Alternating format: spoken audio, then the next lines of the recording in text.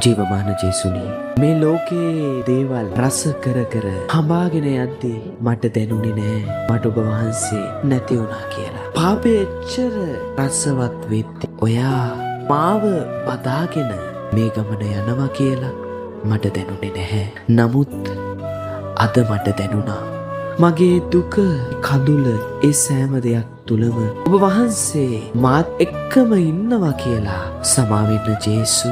මම ඔයාගෙන් ඈත් වෙලා මේ ගමන ගියා නැහැ. ආයේ මම කවදාවත් ඔයාගෙන් ඈත් වෙලා මේ ගමන යන්නේ නැහැ. ජේසු අපි ආයෙත් ලියමු මේ ආදර කතාව. මම ආයෙත් ආසයි ජේසුනි ඔබ වහන්සේත් එක්ක ගමනක් යන්නට. ආයේ කවදාවත්ම ඔයාගෙන් ඈත් වෙලා මේ ගමන යන්නේ නැහැ. මට මේ ගමන යන්නත් බෑ. ඒ හින්දා ජේසු මාත් එක්කම ඉන්න මාව ඔසවාගෙන යන්න.